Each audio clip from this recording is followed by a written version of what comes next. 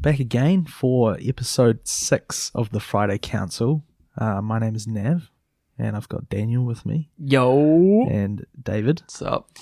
We're kind of going to back off the first part we recorded earlier this week. We were talking about fear and finding freedom in fear. So for this episode, we kind of thought anxiety, as it's kind of a topic that goes hand in hand with fear. We just thought, why not make it a 2-part series? Yeah, man. Yeah, It's quite let's do it. Deep, juicy topic. Yeah, deep, tender, probably very personal for a lot of people. Yeah, it's and just off the bat, don't know if I've experienced any like clinical anxiety myself. So I am hopefully going to learn something from either of you, if either of you have experienced that and what it's like. So I don't know. Yep. David, you reckon? Definitely. You know firsthand what it feels like? Or Yeah, not? definitely. Yeah. Was it like something that you've, I don't know, grown to deal with in a better way? Yeah, I suppose you'd have to. Yeah. I can deal with it way better as an adult, but I'm naturally pretty anxious person, so. Yeah. What's is it just anxiety, do you reckon, or is it like does it come from a fear? Is it directly related to fear? Like we mentioned, nervousness is maybe being a light kind of fear. Is anxiety a severe form of something else, or is it Yeah, I think it's like nervousness times 100 or something like that. Yeah, Yeah, it's tied in with fear, I guess, yeah. Yeah. And do you agree? I've heard that, I think it's Lao Tzu, that Chinese philosopher, says something like depression. If you're feeling depressed, you're living in the past. If you have anxiety, you're living in the future. Does that make sense? Yeah, that makes sense. Yeah, Yeah. because I think that's it. You're worrying about something that's not presently happening. Generally, anyway, I'd say, yeah. Yeah. And likewise to fears, it seems. I mean, I may not have had direct experience of severe anxiety, but I've definitely been around people who have that. So I can kind of, I know what it looks like from an outside perspective, even though it is something that's felt deeply. But what can you? What do you have to say about it, man? It sucks. Yeah, anxiety. It can come in different ways, I guess. Like you might have small experience just in day-to-day life, but then I haven't personally experienced, but I know some people who have had anxiety to the point where it consumes you, like you can't do any, or it prevents you from doing whatever it is. Going out in public, perhaps.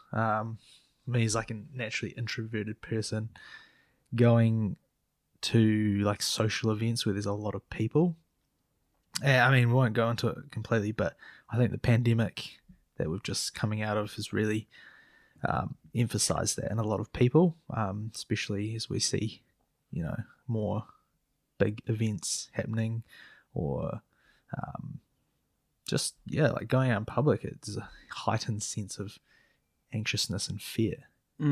Yeah, for sure. What do you reckon about?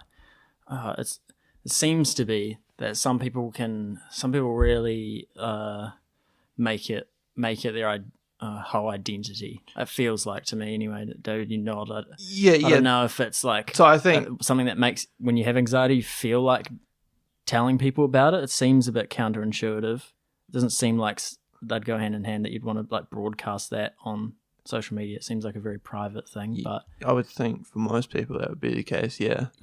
But yeah, I think that's something that can happen. Not limited to anxiety, but people depression or whatever it may be, they make that their identity, and then that becomes a self-fulfilling prophecy. So you do have anxiety, but then you say you're an anxious person, and then that reinforces it. I have anxiety, so I can't do this, and it reinforces it. Yeah, so it ends up becoming like a vicious cycle. Yep. That it just keeps repeating itself. Yes. Yep. Yeah. And you do on more ways than we all realize that. I think your mental state really creates your physical state. So, I mean, anxiety comes with a whole bunch of physical symptoms, obviously. Yeah. Which of which I was looking at here. So, just for example, we have some like heart beating fast, breathing fast, muscles feeling weak, sweating, Yeah. stomach churning, feeling dizzy, feel frozen. Yeah. So yeah, it can come in different ways. But would it come mentally first, or is it a body reaction and then your mind freaks out? This would be real personal, but I suppose it can be both. I think it's mind first. Yeah, Mind first for you? maybe mind first. I think body and mind sort of work together. That's why a lot of experts would say, a cure. Well, I don't know if it's a cure, but working out or physical exercise helps to limit anxiousness or fear. Like it's a two-way street. Yeah, it's a two-way street. Yeah, so they kind of other. work together. But yeah, I think maybe David is right with the mind first. Yeah. I think the making it your personality is made real obvious on social media. Obviously, usually not someone in person doesn't only talk about their anxiety or whatever, but obviously in the last few years, mental health talk and chat as a culture is real above water now. It's real accepted. Yep. Everyone can talk about it. Because mental illness kind of elicits sympathy and attention from other people, as it should, I think. Like you can't help but feel sympathetic for those people.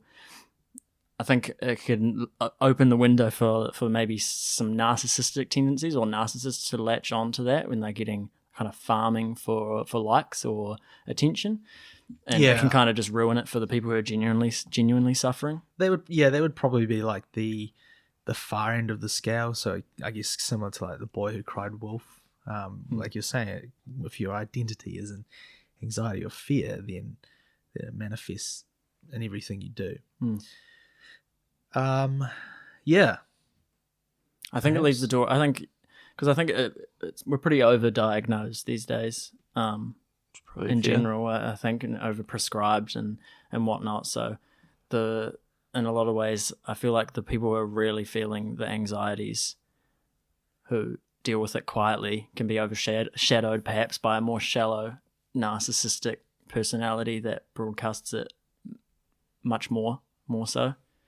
Yeah, it's a tough one because I get what you're saying, but then how do you distinguish who's faking it or not, subjective. right? And then it will be the person that you say is faking it, and then they go and like kill themselves or something. Yeah, and you're like, shit, we should have been more sympathetic. So it's a tough one. I know what you mean, though. Yes, I know there are some people who, can do it for an attention-seeking way on social media. Although I think it's fairly rare. In my setting now, I think that's probably the thing that happens a lot more as a teenager thing. Same with like depression. People, I'm so depressed, like because like someone's like, this girl won't respond to me or stuff like that, you know. Like, so I know exactly what you mean, but I don't really see that on my Facebook feed. Not that I check Facebook much anymore, to be fair. There's just a couple explicit references. I'm not going to call them out by first and last name like you did, David, last episode, but they. Again, it's like the chicken or the egg. It seems to become the whole personality, and these people oftentimes are like physically ill as well, often, and also broadcasting that. And that's another thing that just kind of blows my mind. Why do you feel the need to tell people you have a migraine right now?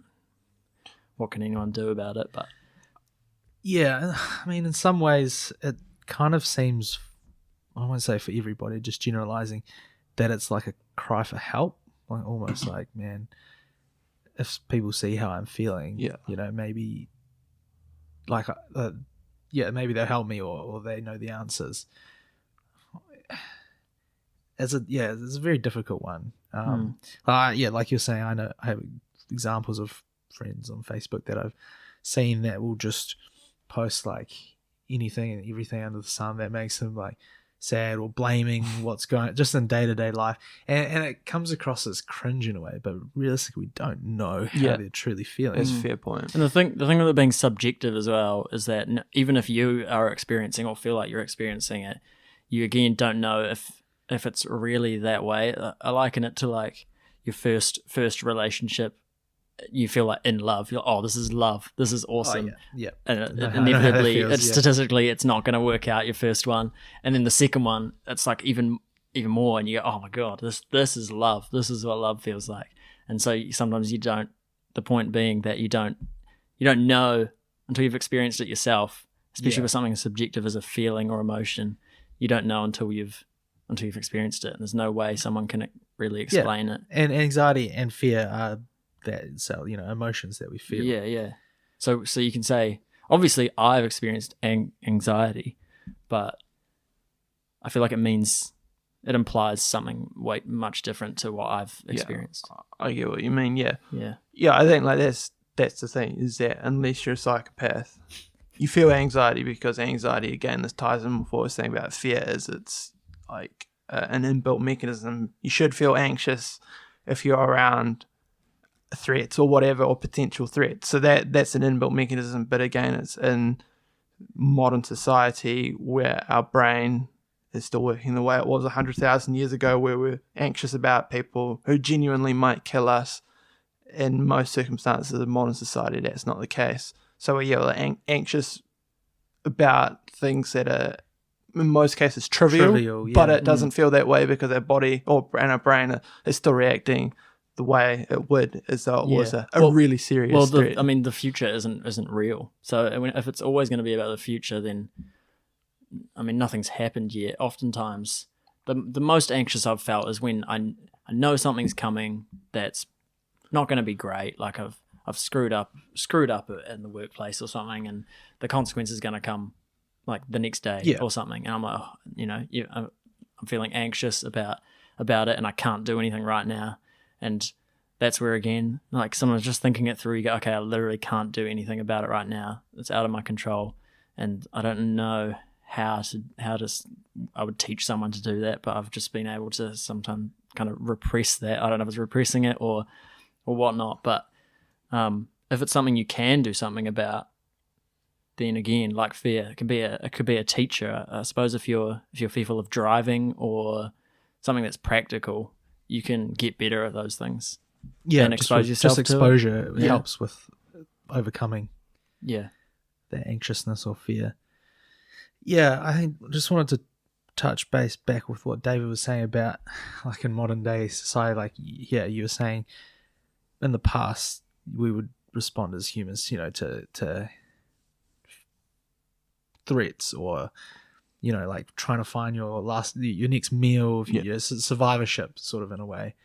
But what, like, in today's modern society, like, what are the real anxious thoughts that we have? Like, I don't know if it's like it comes again to social media that really plays a part on anxiety and fear, particularly in teenagers, because I'm just trying to think, even us growing up in like high school, really, what was it that made us fearful? Was it just what we want to do in life, or but now it seems like everything becomes like the most trivial things bring anxiousness. Yeah, and especially with the social media, when the people who I think they only seem to make it their personalities because that's the majority of the online content you see. Like I said, if you see them in person, they're regular people talking about whatever circumstance you're both in. But surely the social media, the heavy reliance on social media is going to be an issue. That's not rocket science to know that heaps of time spent on that is going to make you more anxious and depressed. Anyway, I think the science is pretty clear. Yeah, I think that plays into it. Like, if you're worried about what other people think of you or whatever, or you're worried about how you appear to other people, and then you're seeing other people, that's seemingly doing really successful on Facebook or whatever, then you see that and it makes you feel like crap about yourself. I think generally social media is bad for if you've got any sort of like worries or you're depressed. It's not good because people are it's essentially artificial. So you're not seeing reality because people, for the most part, don't show their weaknesses on Facebook. So you're seeing other people being like, oh, gee, this guy's got it figured out. I've seen this so many times on Facebook where I've like seen someone that it appears like they've got everything like going for them, and then like you find out down the track, oh shit, this guy had like severe depression, or he had like some serious issues going on, and it's like, oh man, it looked like, Yeah, he we're had- just seeing snippets of yeah, like it's like a false reality. yeah, Yeah. because most people don't like show weaknesses on Facebook. But we all, I mean, everyone knows consciously that, of course, everyone on Facebook and social media only shows their best side. We all know that. No one's really showing their worst sides, but It's like a that- it highlight works. reel of life. yeah, but equally as much as like, you're like, oh, advertising doesn't work on me, it's not supposed to work like consciously on you. It works subconsciously. Yeah. So even though we all know that everyone shows their best lives on Yeah. social media, it still affects you negatively Yeah, because it's I don't all you're know, seeing. for me anyway, from like a Subconsciously. subjective way, like because I have a background where I studied marketing, so I kind of try and look more, maybe I pick it up more, or just I notice it, or I consciously think about it more. But yeah, it's so easy to manipulate or to subconsciously get into the heads of the general masses or the audience without people realizing. But yeah, Everywhere you're getting programmed. you're getting everywhere you look, programmed is man. it's That's what crazy. advertising is trying to Yeah. program their product into Yeah. your memory. Has more intrusive ways of doing it now too. Like, Yeah. not just putting on my tinfoil hat here, but I think we've all experienced like that. When you're looking at ads, or you're talking about a specific product to somebody, and then a week later or a couple of days later, you're seeing the ad for that product show up on your on your phone. It's like, man, are we being listened to? No doubt. Yeah, no, I doubt. don't know. That's I think it seems like anxiety is like a freeze on you. It's Yeah, no, freeze is a good word. I was looking at the Mental Health Foundation website for the UK, and as one of the questions, what do fear and anxiety feel like? And one of them is feeling frozen on the spot. So, like, it's almost like time stops in that moment, and you, like, whatever's going on, like, you wouldn't be aware of what, like, the time it takes to experience that feeling.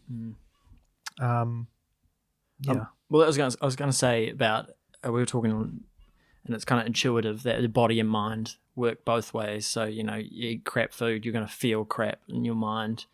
If you think positive thoughts, obviously, I think your body can exhibit symptoms of those positive thoughts. So I think sometimes, to a certain extent, pause. Sorry, what were you saying, Dan? So when we were mentioning, and intuitively, I think everyone knows this, that the body and mind intimately intertwined and can affect one another. If you eat a crap diet, you're going to feel crap mentally, and your positive thoughts can impact how you interact and how your body responds to otherwise neutral inputs. But I think also there's possibility that anxiety and depressions might not be entirely down to the individual. I think the cards are stacked against us in terms of diet and lifestyle and what happens to our body, conspiratorially or not. But our diets and general sedentary lives definitely won't be helping with that feeling of being frozen as well. Yeah. As probably on a grand scheme of things, people can feel that in their lives, just being stuck. Yeah. Which is, I think I remember reading somewhere like sugar, the amount of sugar that the average child consumes from to the age of 10 is the same that someone in the 50s would have experienced in their lifetime. So that's insane to think about. Good. There's no way that's not having an effect on your mental state, or on a kid's mental state in terms of development. Yeah. So how have you learned to deal with it, or when it comes up? I don't know, David, I guess you're the most expert in this first-hand experience. Yeah, I think fortunately for the most part with age has just helped, but I still do get, like you saw a couple of weeks ago, I got real anxious when I thought I was in trouble with my doctor. So if I have something specific that I'm worried about, which fortunately I don't often have, it's real bad. But fortunately it's pretty rare. But I used to just be very anxious, like self-conscious. With age, fortunately, that's not an issue anymore, but I used to be super self-conscious. did a pretty good job of concealing that though, but I was very extremely self-conscious. And like I said, also had that case where I went to a job interview and like I vomited beforehand, like that was anxiety. So fortunately, just for me, I don't have any like secret formula. It's just with age and feeling more secure in myself that has for the most part remedied my anxiety. But as I say, if I do have a specific thing, whatever that may be, as I thought I was in trouble with my doctor a couple of weeks ago, I wasn't, but I thought I was, and then that was just on my mind 24/7 until I saw my doctor. But if it was something like that that I was specifically worried about, then my mind's really bad at just honing in on that problem. But I try and flip it and think of it as that's in some ways a gift, because if it was a real life-threatening problem, my brain is... You'd be the first to pick up on it out of all of us. My brain is super wired. Yeah. And so, that's the way I try and flip it and say, well, it's great that my mind is capable of like thinking through every different possible scenario, because I'd make a great tribe leader, you know? So that's the way I try and flip it and say, you know, that this is... The anxious king. Yeah, it could be good. So overall, like over time, the anxiety itself does it feel like a different kind of thing entirely? No, I don't think so. It's still the same thing. It's just becomes a bit smaller as... Well, yeah, you learn how to deal with it and you recognize it and understand it more. I think that's part of it. I think the big thing when I was a teenager is that I had those feelings, but I didn't know what they were. And actually another good example was when I went away with my parents on holiday in year 10, we went to Australia, and I was super anxious at the place we're staying. Like, it was Club Med, which is, they have like all these like activities and stuff going on for teenagers specifically, or for any age group, but they had teenagers. My parents were like, why don't you go and like, I didn't want to, because I was real anxious to be around, like self-conscious to be around other people, but I didn't know what that was. I didn't know that was anxiety, or specifically social anxiety in that case, but I had those feelings. And like, I didn't know how to express it. I didn't know how to tell my parents, like, this is anxiety. And it was about like 18, 19 when I actually I stumbled across like that on the internet, like social anxiety. And I was like, shit, like I have all these symptoms. Yeah. And I actually did go to my doctor about that. And fortunately not fortunately, but I chose not to take medication. But then it was just having the understanding of what it was. And then over like the next 10 years, you just get better at recognizing what it is, and as I say, getting older and more confident and less just worried about the trivial like things like appearance and what clothes I'm wearing and stuff like that. It just that social anxiety that I used to get for the most part is gone. Nice. I'm still not a people person because I am an introvert, and I think that's also another thing, that introversion and anxiety often are viewed as the same thing. They're two very different things, but I think a lot of introverts do also have anxiety. Yeah, that makes sense. Yeah, so it's you gotta also I think just having a better understanding of myself for the most part has helped me. Yeah. But as I say, I do still get anxiety if I have a specific concern. Yeah. You mentioned an individual? Would you say that compared to fear, when we were saying like having supportive friends and family around really helps with fear, would you say anxiety is more of a solo project? Like, no matter how, like when you're talking about your doctor example, like obviously we are here, but it's a bit more in your mind, in your head. Yeah. And I think if it's a fear or like a risk taking, sometimes maybe your friends and family can have a bit. Make it easier. I do think they're two different things. Yeah. I think fear,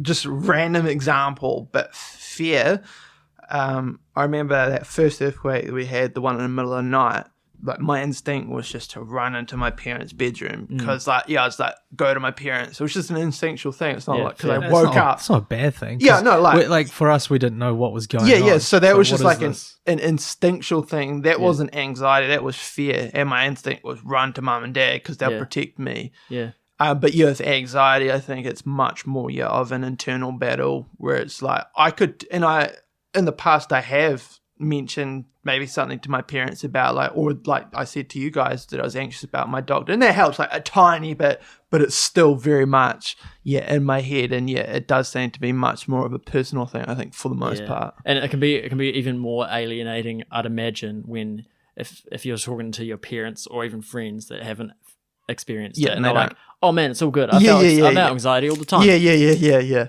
I just push it out of my mind. Yeah. It's all good, man. Yeah. And with friends and family, Doesn't work. it's like you're saying, it's positive to have people around you that support and care for you, but It's a solo battle. that too, but they don't always have the right answers or the right first-hand experience. I probably lean towards more, not for everybody, but seeking professional help might be the way to go. So on a personal level, I have been to counselling before. Oh, cool. And I found that to be useful. And I mean, I've been on this course. It was like a 5-day course that you just go through all sorts of topics from mind and body to depression, suicide. Just to understand and sort of learn and go through. I mean, this was run through people through our church. So I found that useful for myself. And I guess one exercise, or it might sound really silly, but on my phone, on my notes, I have this note called Truth Coaches, and it's specifically for certain things I might feel anxious about. That are just kind of daily reminders, whenever you need to look at it. So, if, for example, one of them is about an unbearable feeling, of someone doesn't want to spend time with you or whatever, and it's just a snippet of truth, no, it's not a personal thing. I haven't read it fully, but it's just reminders of how to, I don't know if it's cope, but at least give you insight into truth. And I think knowing yourself first really helps. So what David's saying, over time, so as he said, from I think you turn 18, 19, when you start to realize you start to learn more about yourself as you get older. And then in time, the anxiousness sort of limits or becomes less. It's still there, but coping or dealing with it becomes a lot easier. Yeah, it's got to be a cope, because we said with fear, it's never going to go away. So it's literally a cope, because cope implies a bad thing now, but coping with it just means you're dealing with it and living with it, which is the only thing that's the only real possibility, really, because you never get rid of. Can you get rid of anxiety? You can't get rid of fear, maybe, but could you get rid of anxiety? I don't know. Well, I don't think you completely can, because again, when you boil it down, it's just a human mechanism. It's a thing that everyone has to a limiting degree, and obviously different triggers, but everyone is capable, except for perhaps psychopaths, is capable of feeling anxiety. So I don't think it's something that you can ever completely get rid of, but can you limit it and things like that? Sure. I mean, I don't know, in terms of when we say anxiety, in terms of the clinical anxiety that I definitely haven't felt firsthand, anxiety in general is very, very rare for me, and I don't know if that is going to be a genetic thing for me, or if it's going to be habits that I didn't know were helpful for anxiety that I just got instilled by perhaps my parents, who also didn't know that was going to be good for anxiety, but just that it happened to work, and I got lucky in that way. I think there's probably multiple factors at play. I look at my family and I see that there's definitely a lot of anxiety. So I think there's definitely a genetic factor in there. I see it in particular in one of my sisters. She's identical to me, where this is a specific type of anxiety called catastrophizing, and that's like what I was doing last week or a couple of weeks ago after the doctor. I'm thinking like the worst case scenario. Oh man, like he knows that I'm using drugs, and now he's gonna like report me to like the authorities, and I'm like he's gonna like tell me off and all of these things. Like I'm thinking the worst possible scenario. Like my sister does that exact same thing. I remember she's getting real anxious about like. She didn't want to get her children vaccinated, but she's like terrified of the public backlash. She's like, "Oh, my kids are like going to be ostracized at school. Like, no one's going to hang out with them because they're unvaccinated." Or she's like thinking the worst possible scenario, and obviously it didn't play out like that at all because like half of children didn't get vaccinated, so it wasn't like it was one. They were the odd ones out. But I see, she gets like that where she's always thinking worst case scenario when something like that happens. So I definitely see it run, and not limited to my sister. I see it in my family for sure. There's anxious tendencies, so that plays a part. But I think, your environment plays a part as well. Yeah, like some people, because you and your sister shared pretty much the same environment for all intents and purposes, right? Somewhat. She's a lot older, so. But in terms of your parents being the environment, For the most part, I would probably put that down to more genes and environment I think. But some people seemingly never have anxiety in the sense that we're talking about, like clinical anxiety, and then an event triggers it. They get raped. That would be one of the more extreme examples, but that happens and then they're fucked. Gotta do it. Excuse my language. But then they get PTSD or whatever, and they go to war. Yeah. And now they've got the worst anxiety ever. That's a good point. Yeah, so there's multiple factors at play there. Yeah, I've always known that I lived a real cushy life, real privileged, cushy life. So perhaps anxiety is just that mechanism, unlike maybe fear, that doesn't get super sensitive and trigger at the smallest thing, but that my anxiety is there waiting for the right circumstance to happen. Yeah, I mean, for me as well, like I think mine's probably more from an environmental standpoint, from like growing up and what I've experienced. So being half Asian, I have cousins overseas that are doing like really well. Like one family, 4 daughters, I think lawyer, anaesthetist, journalist, another lawyer or nurse. Yeah.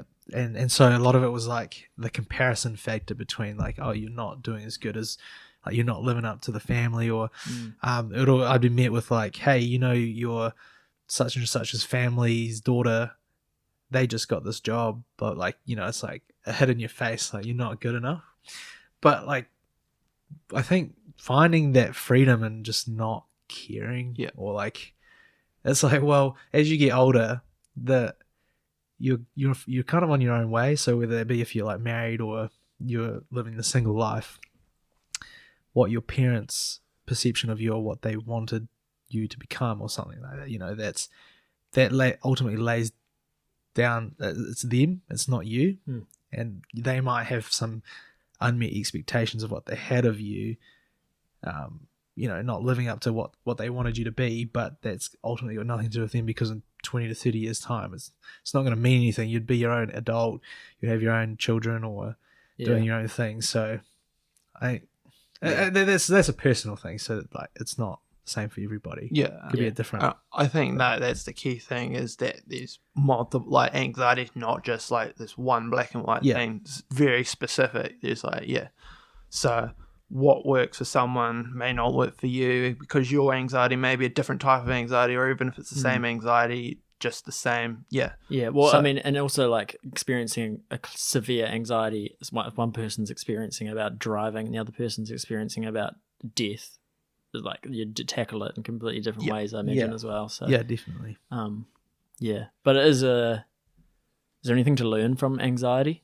I think it probably is. About yourself, or probably just about yourself. I can't think of any like grand lessons off the top of my head, but there probably is. Or is it just make you a bit stronger every time you deal with I think one anxiety. That's probably a good way of looking at it, whether it's true or not. I think it's a good story to tell yourself is that, what doesn't kill you makes you stronger. Yeah. So if you view it that way, it's probably going to help your mentality, whether that's just fluff or not. I think that's a good way of looking at it. Like, whether it's fluff or not, it doesn't, if it results in something positive, it doesn't matter, eh? Yeah. And I think that's, generally what maybe everyone needs to appreciate a bit more. Yes. Like people often mention we live in the post-truth world, and so that all that matters now is what story you can tell yourself and who's selling. Everyone's trying to sell you a story, whether it's conservatism or liberalism or whatever, anarchism. You should be able to essentially pick your own story. Don't be guided and told what story you need to follow. I'd say choose your own. And like I said last time, like choose your own fears in that respect, so that you're motivated to do the things that are your own personal highest good. Yeah, I agree with that. Yeah, I would say just my piece of advice: if you have, and this is speaking, if you're speaking to like a high schooler now, yeah, that's exactly who I'm thinking of in my head. Speaking to yourself, my younger self, ago, If you've heard of anxiety, sort of like a social anxiety, a self-consciousness, something like that, that's what I'm speaking to specifically here. I would say, just try and get to know yourself, get to know who you really are. Don't be afraid of embracing who you are, even if that means saying no to other people, doing things differently. I think that was a big problem with me, is that I felt like I had to live a certain way. I had to go to the parties and stuff like that. And don't get me wrong, I did enjoy some of them, but with copious amounts of alcohol. But I felt that I always had to like be doing these things to fit in, especially when I was younger. This is more younger than in recent years. But I always felt that I had to be doing certain things to fit in, and I had I had to have this certain image and things like that. But that's not true. And as I say, that's something that I've really got to understand in recent years is just, embrace who you are and don't do things that you don't want to do. If you don't really want to do them. So don't feel that you have to live a certain way just because that seems like what everyone's doing or it's the in thing.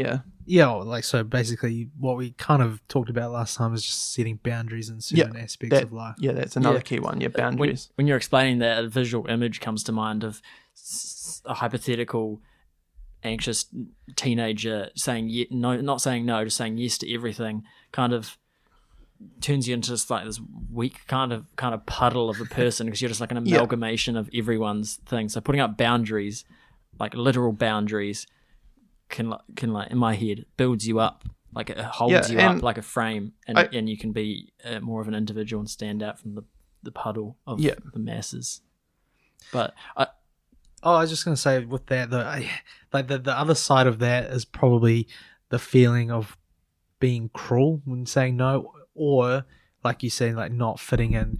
So if you're constantly saying no to certain invitations or things you don't want to do, then it might limit those opportunities in the future. And that's not necessarily a bad thing. So I think in some ways, yes, putting out boundaries, but also being open to different opportunities or different experiences. Because like the worst thing that happens is you don't enjoy it, so you won't do it again. So I don't know if blanket no is the right answer, but it's not what you. And I'm probably speaking more specifically to myself as someone, as I say, I am an introvert in the true sense of the word. That doesn't mean that I'm antisocial.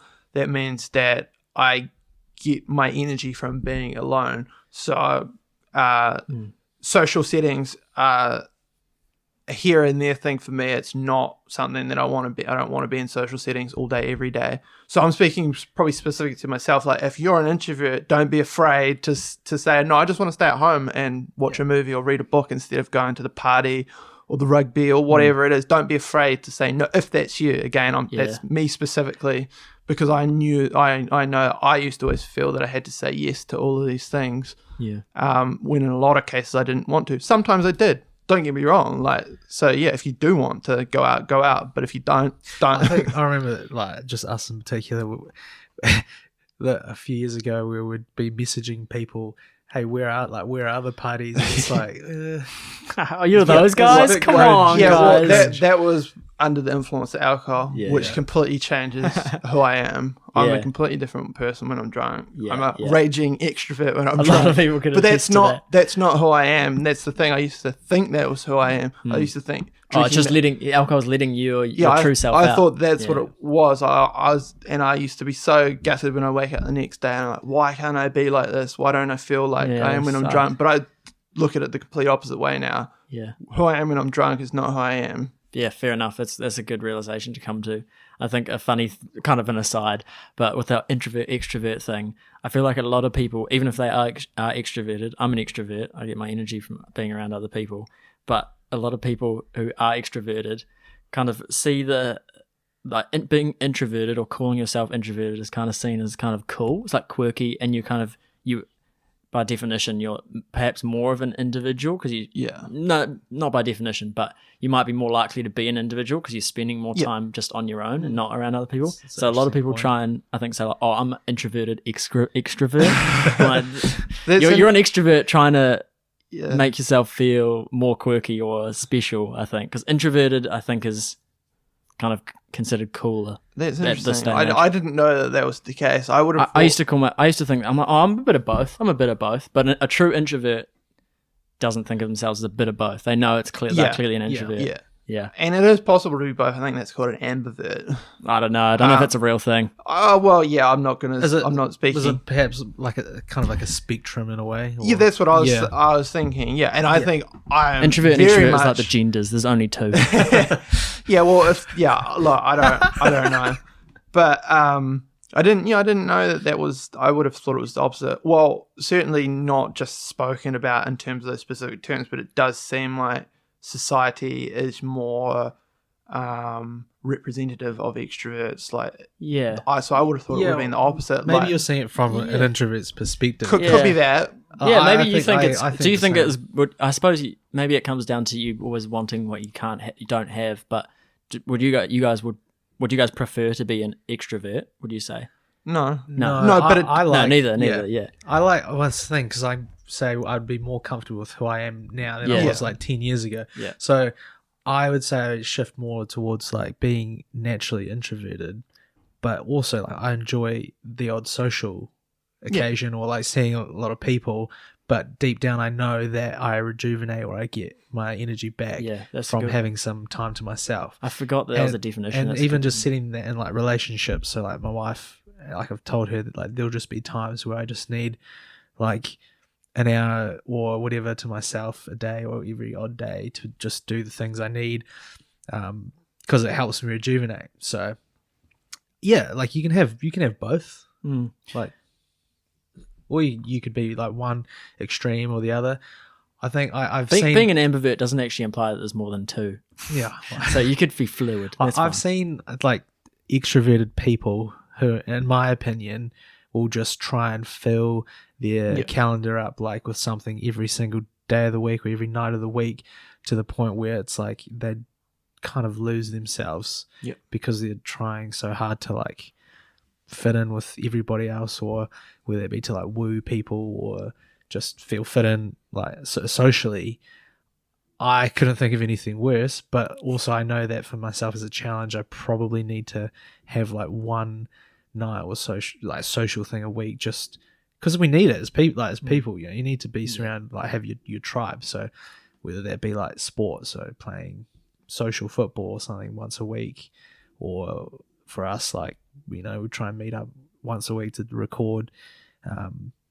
Yeah, there's different ways. It will be different for everybody. Yeah. Yeah. I don't know if anxiety would be a symptom of this, but I think it's really important. And I remember kind of thinking about this. I used to go for runs way more, and I'd like to think of myself going for runs, but one a year. It's like when you tick on a doctor's thing, are you a smoker? If you've had one cigarette a year, you're classed as a smoker. I go for at least one run a year, so I'm a runner. Fair enough. But when out on the runs, it can be quite meditative. especially with no music. What sort of runs are we talking about? Physical runs. Right. Physical runs. Cool. Don't know if diarrhea is considered meditative, but maybe. When out on those runs, I'd be talking to yourself. Physically working out, I think, brings this to light the most. When you have that self-talk in your head, you're like, oh, one more, come on, man. Come on, you can do this, don't be pussy. And you're like, no, I can't, I'm too tired. And yeah, come on, you said you were going to do, and you have that back and forth. 1 more minute, just dig it in, Yeah. When you let the side of you that's going, oh, I can't do it, win, I feel like I can't remember where I heard it, but I live my life this way. You're kind of betraying yourself in a way that you like lose your own self-respect, consciously or subconsciously. So the more you do, oh, I'm gonna record a podcast, and then you don't do it. I think that has like a really profound, significant, like spiritual or mental effect on you, whether you know it or not. And I think if you let that run too often, I'm gonna eat healthy tomorrow, and then you gorge yourself, feel like crap. Those kind of cycles. If you do that for too often, I think perhaps anxiety is a symptom of the person that results from letting that side of you win often. And so now whenever I do have that talk, usually with physical exercise, there's nothing, no one's going to force you, but you've got to listen to the positive growth, tough mindset. I don't know if that's maybe a guy thing. It's like my inner Goggins yelling at me, and I'm like, okay. And I never set myself too high a target. I'm not unrealistic. Like I'm going to do 10,000 push-ups. I know what I can do before I go, and whether I'm tired or not, halfway through the run, you got to push yourself. So yeah, I wonder if anxiety is a symptom of that. Yeah, I think so. Can be. Again, it's important that that's not like the one thing that could. Yeah, for sure that can lead to anxiety. Yeah. Anxiety would be a part of the person that you've become from letting. I just want to say I like what you said about not setting yourself too high, like unachievable tasks, because like if you're starting out on like a journey to beating anxiety, the best thing probably for you, I'm not a professional, but is maybe just setting like the small tasks that you just tick off to feel that you're achieving things. So like I think we mentioned last podcast, Jordan Peterson mentioning like making your bed is the first thing you should do. I don't know if that's right, but anyway, like because that starts your day off that you're achieving or you're ticking off something, and so making small steps is probably better than setting like one huge task and always feeling like you're falling short. Yeah, no doubt. I think ultimately, again, like we were saying, it's a real, maybe anxiety especially is a more personal battle, but with anything self-improvement-y, it's explicitly by definition an individual thing. It's got to come from you, and some people that'll be helped by some aggressive Goggins type figure, or I don't know how, maybe that's kind of a masculine way of dealing with it, but yeah, you just need to do that stuff for yourself, yep. For no one else but yourself. And there's no way to force someone else to do it. That's the hardest step, making the first step of something tiny. And I don't know, you just got to do it. There's got to be I think it's as simple as that. But you can almost gamify it in a way. So yeah, turn it into a game where it's like, I'm going to achieve this, or I'm going to overcome this today. And so you could reward yourself with something small. Not saying like, yep, I've gone to the gym, so therefore I'm going to gorge myself with food. But whether like going to the gym could be a huge anxiety for you. So turn it into sort of like a game, or at least you feel like you're achieving or you're accomplishing. Yeah, I think what you're saying, it is probably like a personal battle in a way. Like you can find answers in self-help books, and there will be like good advice and good wisdom, and definitely you go speak to a counselor or professional help. You could talk to your friends and family, but I think the first thing is actually taking that step yourself. And it's easy. It doesn't seem to be able to be boiled down any simpler than that. Yeah. Then you have to do something. You just have to like, it's like exposure, like we said, exposure therapy. Yeah.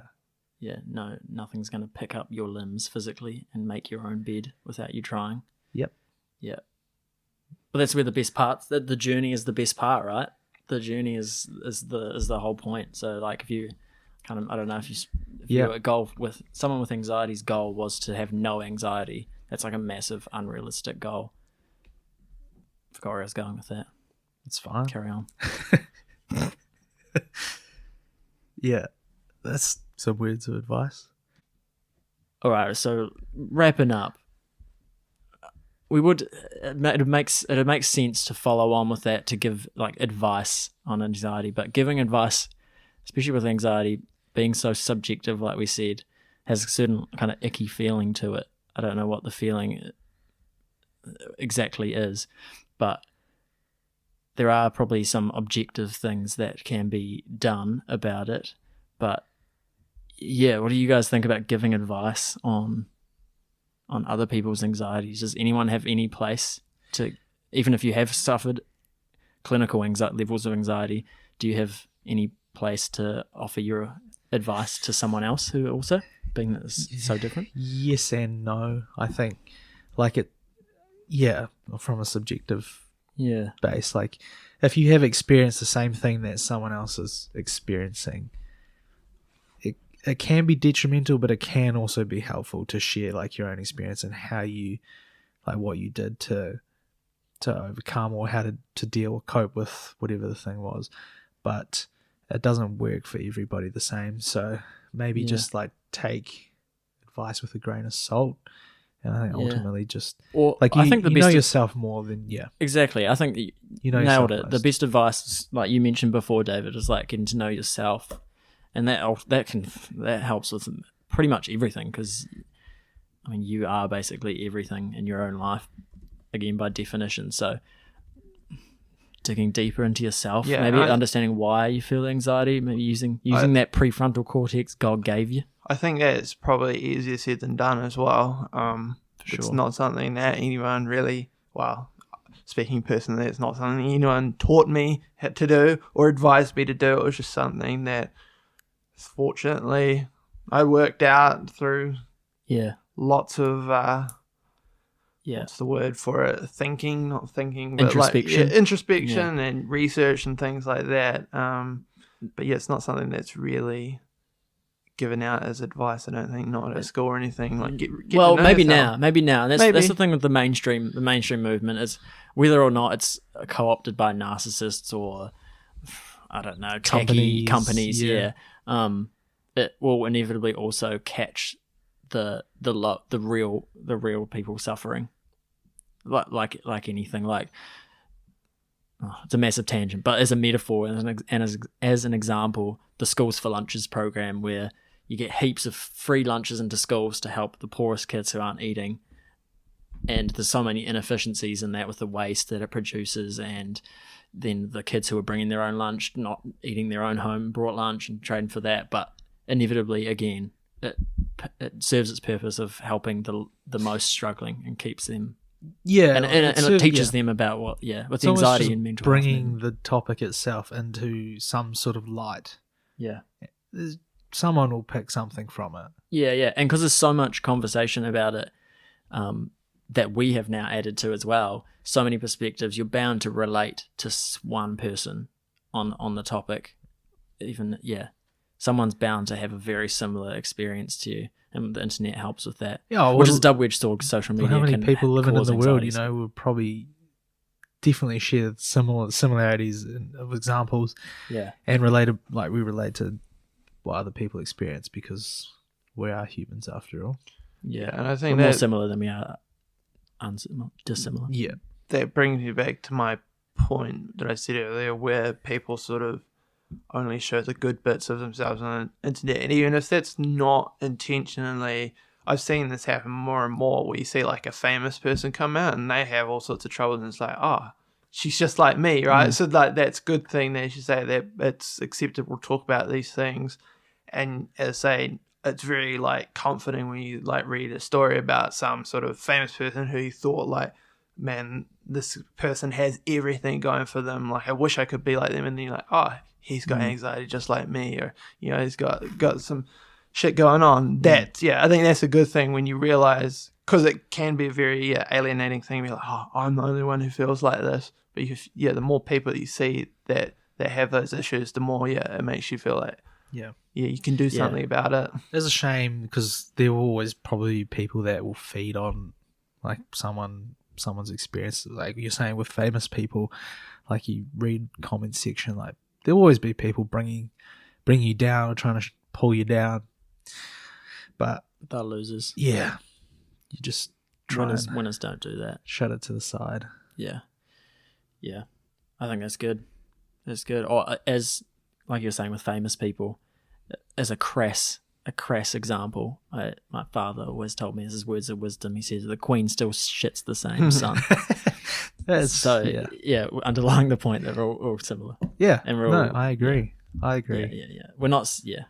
There's no point really feeling so alienated because you're more likely to find solace and consolation in another human than you. Oh, actually, I was going to say than like a pet or an animal, but they definitely help with anxiety. They can. It could be a number of things. Yeah. Again, so it's got to be very subjective. Yeah. I think possibly the benefit that pets give to people with anxieties and mental health and disabilities is a form of introspection, because the animal isn't really doing anything unless you believe certain things about cats sensing auras and whatnot. But it basically forces you to be in the moment, I think, is where that comes from, and then learning about yourself maybe. But yeah, I think there's some advice. Hopefully there's something helpful in there. That'd be great. We always want to help people who are suffering. Yeah. We're a place of thought, questioning and understanding. Therapy. It feels like therapy for me like anyway. Therapy, guys, At the end of every therapy. conversation. But no, I'm think the boys not therapy. Much more to say about this topic. Yeah. Probably wrap it up there. Yeah. But thanks for listening, everybody. I'm therapized. Well, see you in the next episode 7. Peace out. See ya. Episode 7.